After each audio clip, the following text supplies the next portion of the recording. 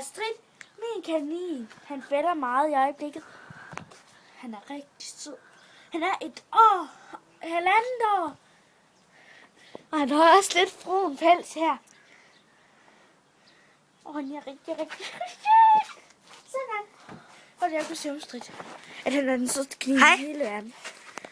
Sophie, kom her. Sophie, jeg vil ikke jagte dig.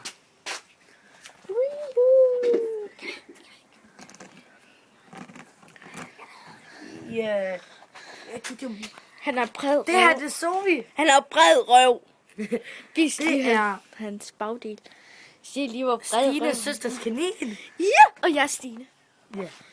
Basim. Nå. Og jeg er Edna. Og det er hendes kaniner. Ja, det er Edna.